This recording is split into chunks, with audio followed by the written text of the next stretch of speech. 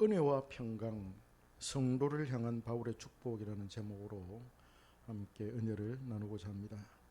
하나님은 이 세상을 창조하시고 세상이 그냥 제멋대로 돌아가도록 내버려 두지 않으십니다.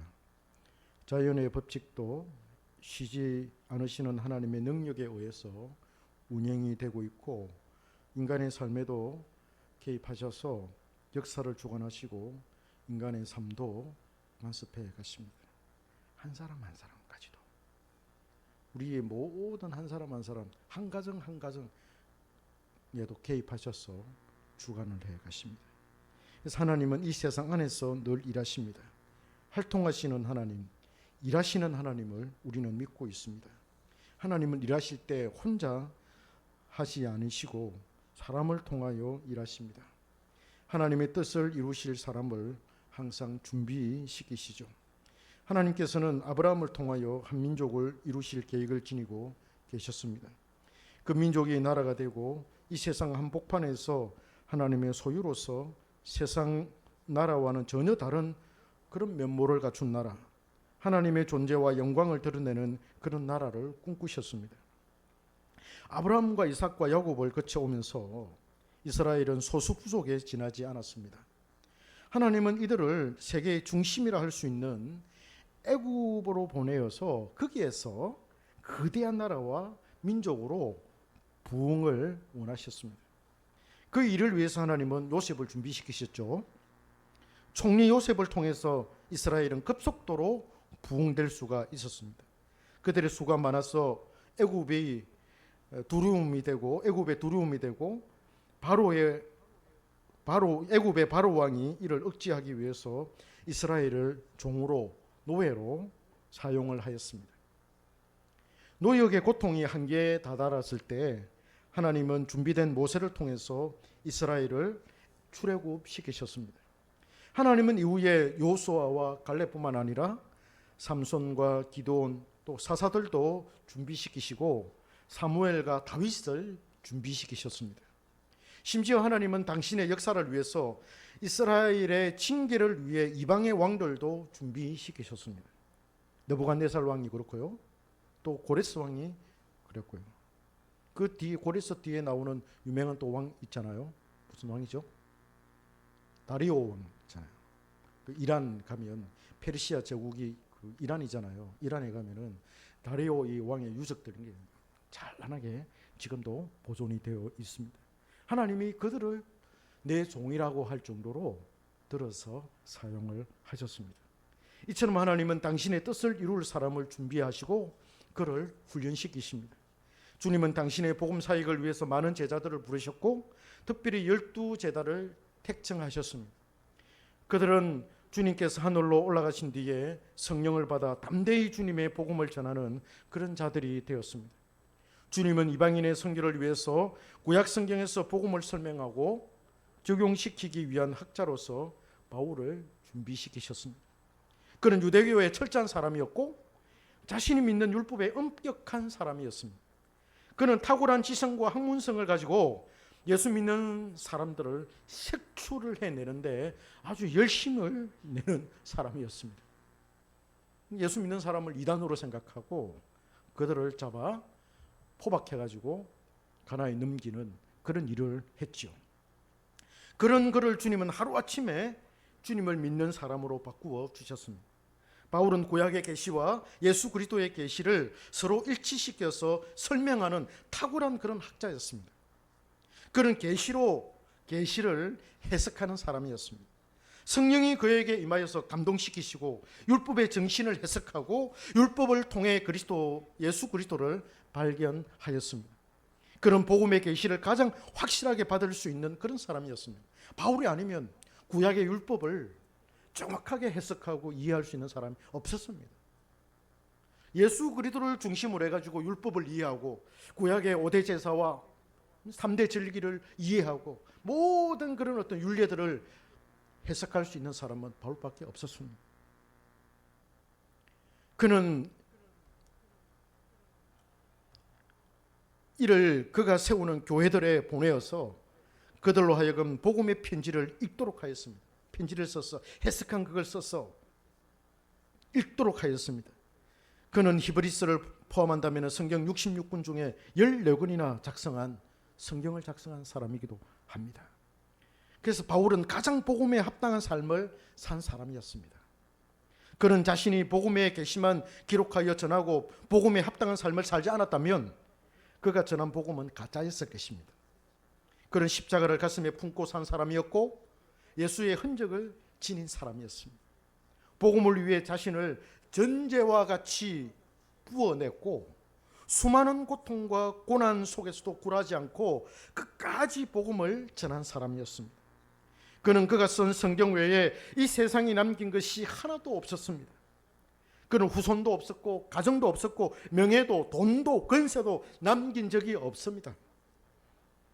그는 예수를 사랑했고 예수를 위해 자신의 모든 것을 바친 것 외에는 아무것도 남긴 것이 없었습니다. 바울은 자신의 뜻으로 주님을 믿거나 사도가 된 사람이 아니었습니다. 순전히 하나님의 작정하신 뜻으로 예수 그리스도의 사도가 된 사람이었습니다. 그러니 누가 하나님의 작정과 뜻을 막을 수 있겠느냐는 것입니다. 따라서 바울의 정체성이나 바울이 행하는 모든 것이 하나님으로부터 비롯되었다는 것을 증거하는 셈입니다. 그러니 그가 증거하는 복음은 참이고 진리라는 것입니다. 사람들은 바울의 정체성을 의심했습니다. 그의 사도권 또한 받아들이지 않으려고 했습니다. 바울은 신체적으로 왜소했고 볼품이 없는 못생긴 사람이었습니다. 못생긴 사람이었습니다. 말도 조했어.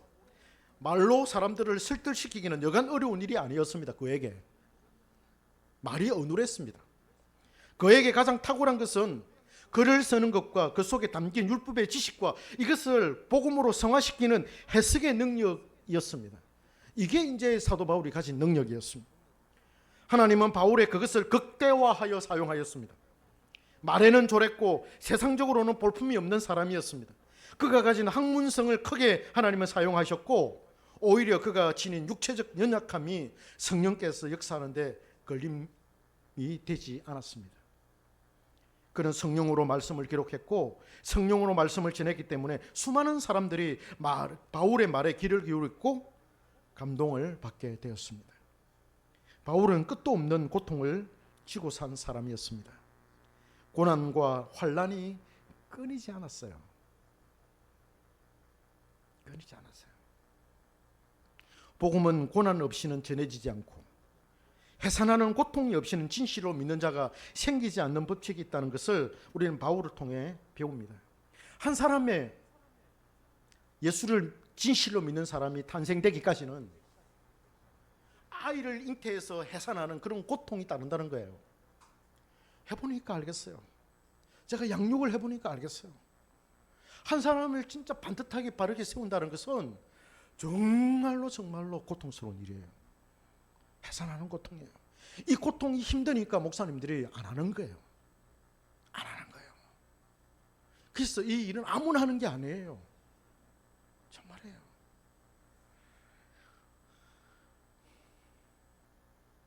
육체적인 고통뿐만 아니라 영적인 것과 정신적인 고통이 바울에게 계속되었습니다. 그에게 가장 큰 고통은 주님이 자신을 환난 가운데서 버렸다는 것이었습니다.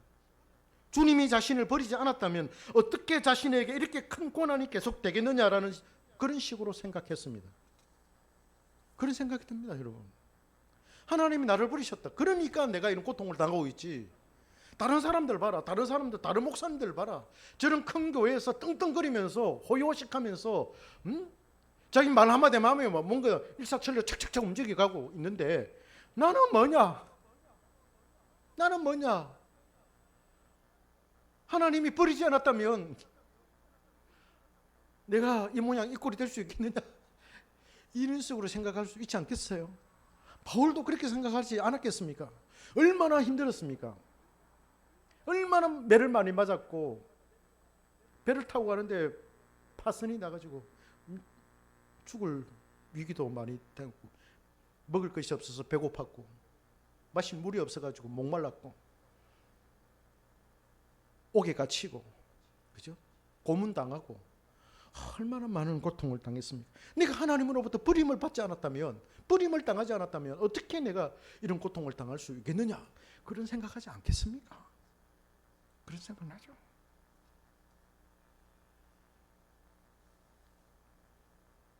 바울은 자신의 서신서에서 자신에게 찾아오는 마음의 번민을 표현한 적이 있었습니다. 마음의 괴로움과 고통이 시없이 일어났습니다. 고통이 가중되고 계속된다면 견딜 사람은 아무도 없을 것입니다. 그럼에도 불구하고 바울이 끝까지 견디면서 고난 가운데서 복음을 전할 수 있었던 것은 하나님 아버지와 우리 주 예수 그리스도께서 주시는 은혜와 평강이 있었기 때문입니다. 이제부터 본론에 들어가요.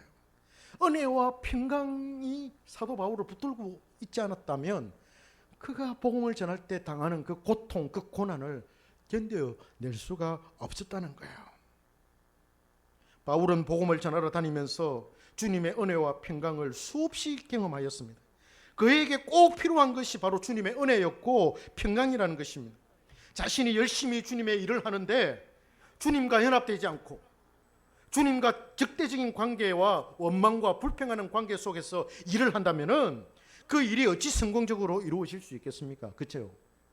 정한 형제와 그 부장님과의 관계 속에 그 적대적인 관계 속에서 일을 한다면 바울이 우리 주님과 함께 그런 관계 속에서 적대적인 관계 속에서 일을 한다면 어떻게 그 일이 이루어질 수가 있겠습니까? 바울은 하나님 아버지와 우리 주님과의 관계를 최우선에 두고 있습니다. 그래서 그는 성도들에게 편지를 쓸 때마다 항상 편지글 초두에 은혜와 평강이 항상 너희에게 있기를 원한다라고 인사를 전하고 있습니다. 바울은 단어를 사용하거나 이 단어를 표현할 때 그냥 허투루 사용하는 법이 없습니다. 우리가 늘 은혜와 평강이 있을지어다, 은혜와 평강이 있을지어다. 이걸 우리가 상투적으로 생각할 수 있지만은 바울이 그 표현을 사용할 때는 허투루 사용한 것이 아니라는 거예요. 그가 사용하는 단어의 표현 하나하나가 깊은 의미를 지니고 있습니다. 우리는 바울이 쓴 단어 하나하나에 심혈을 기울여서 그 의미를 찾아내야 합니다. 그러면 바울이 에베소 교인들에게 말한 은혜와 평강이 무슨 뜻인지를 한번 살펴보도록 합시다. 바울은 로마서, 고린도 전후서, 갈라디아서, 빌립보서, 골로새서, 데살로니가 전후서, 디모데 전후서, 빌레몬서에서 동일하게 은혜와 평강이 있기를 축복합니다. 영적인 아들 디모데에게는 은혜와 긍휼과 평강이라고 함으로써 긍휼을 첨가합니다. 바울은 왜 이러한 덕담을 편지를 쓸 때마다 하고 있는 걸까요? 은혜라고 할 때 우리가 구원을 받는 것도 은혜요, 예수 그리스도를 믿는 것도 은혜요, 복음을 이해하고 깨닫는 것도 은혜인데 바울은 이 모든 것을 포함해서 은혜라고 할까요? 왜 그럴까요? 물론 은혜 속에는 이 모든 것이 포함이 됩니다. 그러나 바울이 편지 초두의 인사말로 은혜와 평강이 있기를 바라는 그 덕담은 그 의미가 좀 한정된다는 느낌을 지을 수가 없습니다. 그렇습니다. 바울은 은혜에 있어서 아주 기본적인 것과 우리의 일상에 꼭 필요한 것을 구하고 있는 것입니다. 바울이 고난의 행진 속에서 가장 크게 경험했던 것이 바로 은혜와 평강이었으리라고 생각합니다. 그러한 차원에서 성도들에게 꼭 필요한 것이 바로 은혜와 평강임을 확신하여 이렇게 인사말에 넣어서 축복하고 있다고 봅니다. 자, 그러면 은혜라는 말부터 한번 살펴봅시다. 어떤 의미를 지니고 있는지, 우리가 어디까지를 생각할 수 있는지를 한번 알아볼까요? 은혜라는 말은 하나님께서 우리에게 값없이 주는 것 또는 조건 없이 주는 것입니다. 우리가 잘 알고 있습니다. 독생자 예수 그리스도를 아낌없이 조건 없이 우리에게 주셨습니다. 우리가 그 은혜로 죄사함을 받고 양자가 되어서 하나님을 아바 아버지라 부르짖습니다. 우리는 그 은혜로 성령을 품고 살며 성령의 인도를 받게 됩니다.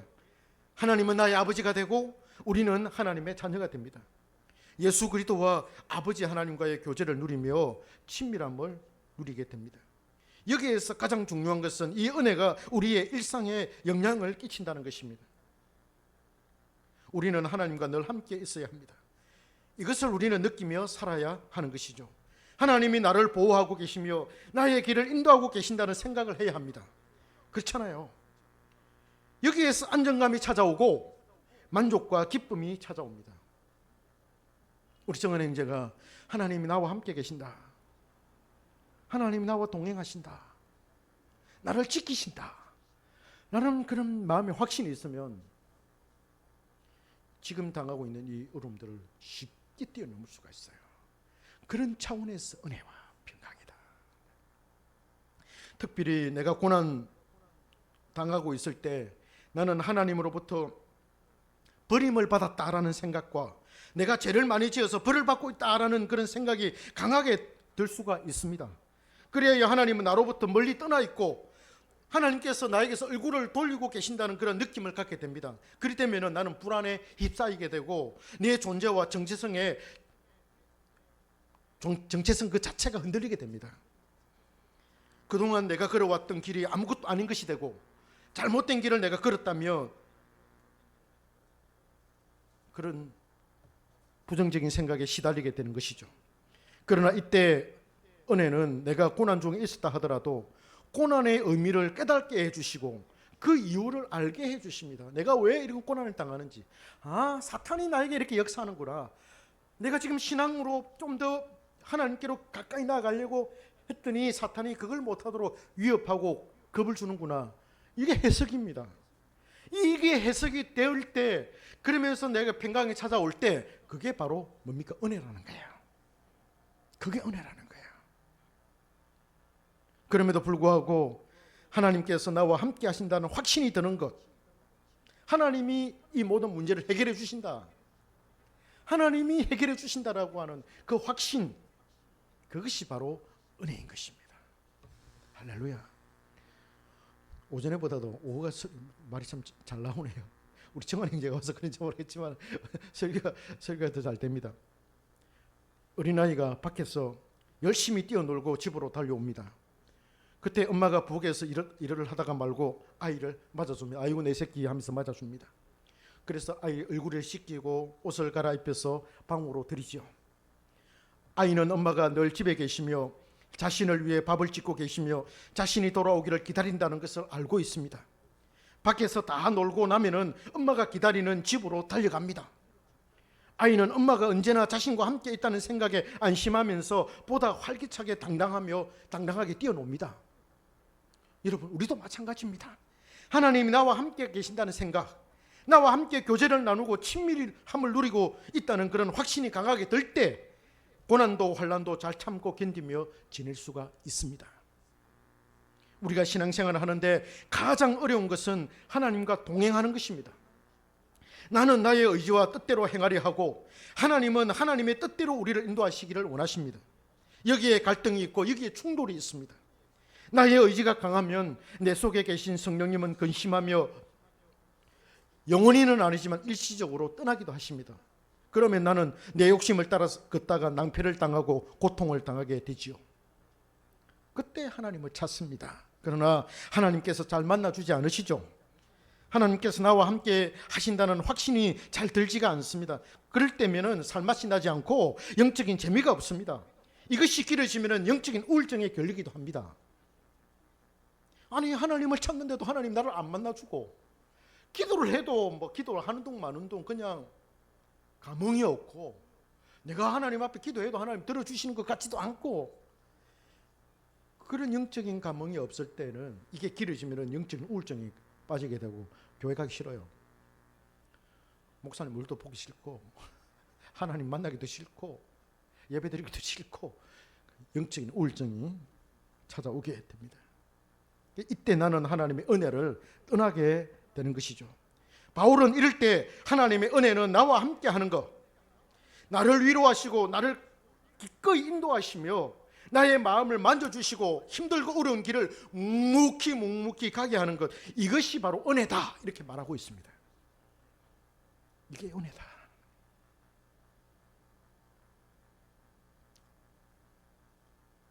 때처럼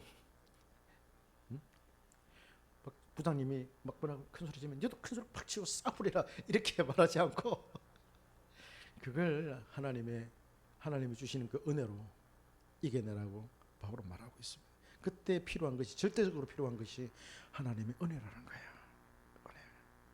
은혜가 찾아오면 문제는 다 해결됩니다. 그걸 참고 견디도록 하나님이 만들어 주신다는 거예요. 그 다음에 평강이라는 말을 한번 살펴봅시다. 평강은 은혜에서 나오는 거예요. 그래서 내가 하나님으로부터 사랑받고 있다는 그런 확신이 바로 평강이죠. 구원의 확신, 사죄의 확신을 가지는 거예요. 은혜가 어떤 일의 근원이라면 긍휼은 그 근원에서 나오는 열매라고 볼 수가 있습니다.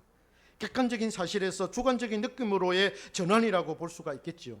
이게 객관적인 것이다. 그럼 객관적인 어떤 것이 있다면 이거 변화돼서 이게 움직이고 활동해가지고 나에게 주관적으로 다가오는 것, 그렇게 볼 수가 있습니다. 하나님이 내 아버지라는 확신 속에서 오는 그런 안정감이라고도 할 수가 있고, 성령의 위로와 내가 주님의 제자로서 주님께서 걸으신 길을 걷고 있다는 확신일 수도 있습니다. 내가 믿음의 길을 잘 걷고 있다는 확신이 주는 안정감도 포함이 됩니다. 원래 평강이라는 말은 하나님의 연합을 의미합니다. 연합의 확신이라고 할 수가 있지요. 하나님과의 관계가 좋을 때 우리는 평강이라고 할 수가 있습니다. 두 사람의 사이가 나빠서 서로 척을 지고 있는 상태에서 평강은 화해하여 좋은 관계가 되는 것, 그래야 서로 연합하는 것을 의미합니다. 주님이 내 안에 있고 내가 주님 안에 있는 것을 확신하는 것입니다. 그래서 부장님을 위해서 기도하세요. 쉽지가 않겠지만 소리 좀 지르지 않도록 하나님 도와주십시오. 그 마음을 좀 붙들어 달라고 이렇게 기도하면 문제가 해결될 줄 믿습니다. 그래서 은혜와 평강의 반대는 불안과 초조함입니다. 불안은 이유가 있는 것도 있지만 이유 없이 찾아오는 불안도 있습니다. 저는 이유 없이 찾아오는 그런 불안이 있더라고요. 그냥 이유 없이 그냥 불안이 찾아와요. 그렇잖아요. 이거 누가 주겠어요? 사탄이 주는 거죠. 그냥 마음속에 불안한 그런 느낌이 막 치올라옵니다. 통제가 안 되어서 그 불안한 심리에 내 자신을 내맡기면은 그 잡을 수 없는 그런 공포에 휩싸이게 됩니다. 또한 우리의 불안은 사탄의 공격에 의해서 찾아오기도 하고 어렵고 힘든 상황이 계속될 것이라는 추측에서 오는 그런 불안이 있습니다. 나의 이 불안이 계속될 거다. 끝나지 않을 거다. 관성의 법칙에 따라서 나의 이 불안은 계속될 거다. 앞으로도 계속될 거다. 그렇게 생각하니까 앞이 안 보여요. 미래가 안 보여요. 그래서 좌절해버리고 절망해버리는 거예요. 거기서 오는 불안이 있습니다. 우리는 이런 불안을 이기지 못하고 이 불안한 마음을 이기지 못합니다. 그 불안은 나름대로 논리를 가지고 있고 상황을 가지고 있습니다. 상황은 항상 현실입니다. 경험적인 것이고 우리의 육신의 생명과도 직결이 됩니다. 우리는 그 상황의 분위기에 그래서 압도당합니다. 내 마음이 그리로 끌려갑니다. 그러나 은혜와 평강은 불안으로 가는 그 논리를 박살냅니다. 도저히 붙잡을 수 없는 믿음을 붙잡게 되고 믿음으로 하나님의 도움을 구하게 됩니다. 불안한 마음 자체를 물리치고 주님 주시는 안정된 마음을 갖게 됩니다. 현실에서 주는 겁과 두려움, 염려와 걱정에서 오는 불안의 고통을 은혜와 평강은 그것을 깨부수고 한 줄기 하늘에서 내려오는 은혜의 빛을 바라보게 합니다. 이것이 은혜와 평강입니다. 할렐루야. 이게 그래서 은혜와 평강이 있기를 원하노라. 있기를 원하노라. 우리의 마음은 시시각각으로 변하는 일기예와 같아서 수없이 바뀌기 때문에 주님의 은혜와 평강도 항상 필요합니다. 항상 주님의 은혜와 평강이 우리의 마음을 딱 붙들어 있어야만이 우리가 제대로 살아갈 수가 있습니다. 자, 그러면 누가 이러한 복을 받아 누리며 살게 됩니까? 오늘 본문을 보면은 그들은 성도이며 신실한 자들입니다. 바울은 은혜와 평강을 축복할 때마다 누구에게 그것이 가야 하는지 대상을 분명히 밝히고 있습니다. 모든 서신에서 거의 동일하게 기록이 되어 있습니다. 성도이며 신실한 자들이 누구입니까? 하나님의 백성들이며 주님의 제자들입니다. 성도는 구별된 자이지 않습니까? 거룩한 자입니다. 세상에서 구별된 자, 세상의 가치를 따르지 않는 자, 세상의 꾀를 쫓지 않는 자입니다. 세상의 방식대로 사는 자가 아니라 하늘의 방식대로 사는 자입니다. 왜냐하면 하늘에 속하였기 때문입니다. 신실한 자는 믿는 자이며 충성스러운 자입니다. 충성은 변함없는 것을 말하지요. 마음의 태도와 바깥의 행동의 일치가 있고 변하지 않고 끝까지 동일한 자세를 취하는 것입니다. 사람들은 상황에 따라 변하지만은 주님을 믿는 그런 사람들은 한결같은 마음으로 주님을 따릅니다. 두 가지 마음이 아닙니다. 한결같은 마음, 한 가지 마음입니다. 에베소에 있는 신실한 성도들이 주님을 따르는 것 때문에 사회에서 소외를 당하고 힘겨운 삶을 살아갈 때 바울은 그들에게 은혜와 평강이 있기를 축복합니다. 그래서 은혜와 평강은 그 순간순간을 주님을 바라보며 걸어가게 해줍니다. 말씀을 맺겠습니다. 바울은 성도인 신실한 자들에게 주 예수 그리스도와 하나님 아버지로부터 오는 은혜와 평강이 있기를 바라고 있습니다. 자신이 경험했던 바 이 은혜와 평강은 성도의 일상생활에서 꼭 필요한 것이었습니다. 이것이 자신뿐만 아니라 주님을 신실하게 따르는 제자들에게도 있기를 바라고 있습니다. 이것이 없으면 성도들은 단 한순간도 살 수가 없습니다. 왜 살아야 하는지, 무엇 때문에 일을 해야 하는지 그 이유를 망각해 버리게 됩니다. 말씀을 읽으려고 해도 글자가 눈에 들어오지 않습니다. 기도를 하려고 해도 마음이 생기지 않고 하나님을 찾기가 여간 어렵지 않습니다. 더군다나 고통이 찾아오면 더욱 하나님과 멀어지게 되고 원망과 불평, 불안과 두려움에 휩싸이게 됩니다. 내가 아무리 발버둥을 쳐도 내 상황을 극복할 수 없고 아무리 애를 쓰고 노력해도 환경이 바뀌지 않습니다. 그럴 때 나는 절망하며 모든 것을 포기하려고 합니다. 은혜가 없으면 불안하고 초조해서 견딜 수가 없다는 거야. 마음이 안정되지 않아 조울증 환자처럼 금방 웃었다가 금방 화를 냈다가 이것을 반복합니다. 나의 정체성을 잊어버리게 되죠. 이때 은혜와 평강은 환경과 상황에서 오는 불안과 염려와 공포와 이유 없이 찾아오는 그 초조함을 아주 박살을 내버립니다. 그 환경과 상황에서 오는 세상적인 논리를 믿음의 논리로 깨부숴 버립니다. 세상의 상황과 하나님의 상황, 믿음의 상황과 세상의 상황이 있는데 이 하나님의 상황, 믿음의 상황이 세상의 상황, 세상의 논리를 완전히 깨부숴 버린다는 거예요. 그래서 내 마음이 이쪽에 있다가 이쪽으로 옮겨진다는 거예요. 거기서 평안을 누리고 은혜를 누리게 된다는 것입니다. 그리하여 그는 마음의 안정감이 찾아오고 주님을 신뢰하고 사랑하는 마음이 자리를 잡게 됩니다. 주님 한 분만으로 그는 만족하게 되고 어린아이처럼 주님을 찾으며 주님과 함께 하기를 원하고 바라게 됩니다. 주님이 자신의 마음에 계시지 않으면 견딜 수가 없고 세상의 무게가 찾아와서 그를 짓누르기 때문에 그는 항상 시시때때로 주님을 찾습니다. 그럴 때 주님께서 그를 만나주시고 그 마음에 오셔서 내주하십니다. 그는 비로소 안심하며 안정을 찾아서 하나님을 찬송하며 어렵고 힘든 상황을 견디며 인내하게 됩니다. 그러니 은혜와 평강은 성도들에게 있어서 아주 필수적인 것입니다. 할렐루야, 필수적인 것이에요. 이걸 위해서 늘 기도해야만 됩니다. 성도가 아니면 도저히 맛볼 수 없는 하늘의 덕목입니다. 신실한 자들에게만 주어지는 하늘의 평안입니다. 하늘의 맛입니다. 우리 모두 이 은혜와 평강은 날마다 시마다 때마다 구해야 하겠습니다. 우리는 기도할 때마다 이 은혜와 평강을 구해야 할 것입니다.